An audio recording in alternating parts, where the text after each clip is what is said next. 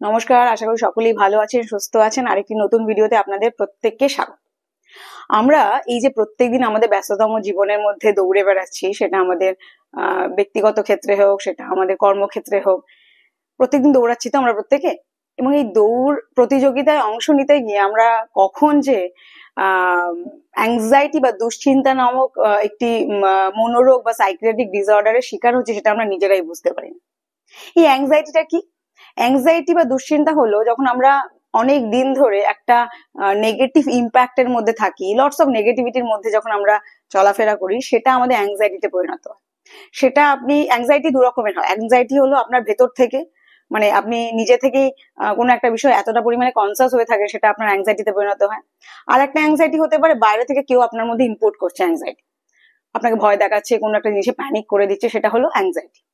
তো অ্যাংজাইটি কিন্তু যখনই মানে আমাদের মধ্যে হয় আমরা বুঝতে পারি না। একটা হলো বুঝতে পারি না, আর একটা হলো বুঝতে চাই না। বুঝতে পারি নাটা আলাদা কথা, কিন্তু বুঝতে চাই না এই কারণে যে অ্যাংজাইটি এটা আমার মেন্টাল ডিসঅর্ডার, এটা আমার হতেই পারে না। কিন্তু এটা সব থেকে বড় ভুল, কারণ অ্যাংজাইটি যদি আপনি যখনই আপনি বুঝতে পারছেন আপনি একটা দুশ্চিন্তার মধ্যে যাচ্ছে, তখনই যদি সেটাকে আপনি মেরে না ফেলেন, তাহলে কিন্তু সেটা একটা বড় রোগের দিকে যায়, যার নাম হলো ডিপ্রেশন। সেখান থেকে উদ্ধার পাওয়া আবার খুব মুশকিল। আচ্ছা, অ্যাংজাইটি হলে কি কি সিমটম থাকে, তা কি করে আইডেন্টিফাই করবো? অ্যাংজাইটির অনেক রকম সিমটম হতে পারে। তার মধ্যে পড়ছে আপনার ইনসমনিয়া, মানে ঘুম কম হওয়া, সবসময় একটা আনইজিনেস, শরীরের মধ্যে একটা অস্বস্তি হচ্ছে, সারা শরীরে কোথাও একটা অস্বস্তি হচ্ছে, বুঝতে পারছি না, মাথা ব্যথা, হেডেক, প্যানিক অ্যাটাক, হার্টবিট বেড়ে যাওয়া, সোয়েটিং হওয়া। আপনি হয়তো অনেকের সঙ্গে এক জায়গায় বসে আছেন, কিন্তু আপনি অযথা ঘামছেন, আপনার খুব অযথা আপনার সোয়েটিং হচ্ছে, এটা একটা অ্যাংজাইটির বড় লক্ষণ। আপনার গাট প্রবলেম হওয়াটা অ্যাংজাইটির আর একটা বড় লক্ষণ। আপনি যা কিছু খাচ্ছেন আপনার হজম হচ্ছে না, কারণ আপনি কনসাস আছেন কোন একটা বিষয়ে খুব বেশি পরিমাণে, যেটা আপনার খাবারকে হজম করতে সাহায্য করছে না। তো এই অ্যাংজাইটি থেকে উদ্ধার পাওয়ার উপায় কি? অ্যাংজাইটি থেকে অ্যাজ উদ্ধার পাওয়ার কোনো উপায় নেই। আপনি কোথাও গেলেন, ডাক্তারখানায় ডাক্তার একটা ওষুধ দিয়ে দিল, সেটাকে ভেবে আপনি খুশি হলেন যে আমি অ্যাংজাইটি থেকে বেঁচে গেছি। বাট না, অ্যাংজাইটি থেকে উদ্ধার পাওয়ার জন্য যা করতে হবে আপনাকেই করতে হবে।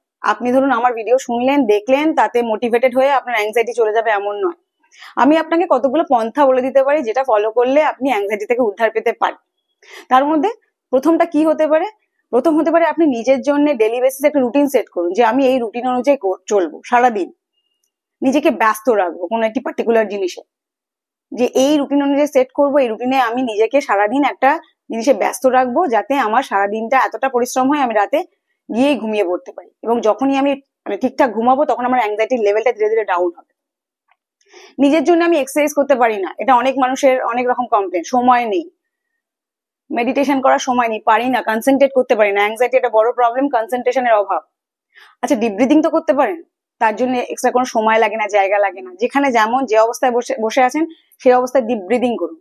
ব্রিদিং করুন, ইনহেল অ্যান্ড এক্সহেল, এটা তো করতে পারি আমরা, এটা আমরা প্রত্যেকে করতে পারি। নিজেকে ভালো রাখার জন্য যা যা উপায়, সেটা আপনার থেকে ভালো কেউ জানে না। আপনি কোন জিনিসে খুশি হন সেটাতে ফোকাস করুন, নিজেকে টাইম দিন, এবং ধীরে ধীরে এই যে অ্যাংজাইটি যার জন্য বা যে কারণে আপনি অ্যাংসাস হয়ে আছেন, সেটাকে তো আপনাকেই উদ্ধার করতে হবে। মাথা ঠান্ডা করে সেই প্রবলেমটা সলিউশন খুঁজে বার করুন, এবং নিজেকে যতটা পরিমাণে আপনি সময় দেবেন, নিজে হ্যাপি থাকবেন, তখন দেখবেন ওই প্রবলেমগুলো থেকে আপনি ধীরে ধীরে সলিউশন বার করতে পারবেন, এবং আপনার অ্যাংজাইটি লেভেল 0 হয়ে যাবে। তো অ্যাংজাইটিকে কিন্তু কখনোই ছোট করে দেখবেন না, যে কি অ্যাংজাইটি আবার কি, এটা আমাদের মধ্যে রয়েছে, অ্যাংজাইটি বলে আবার কি আছে।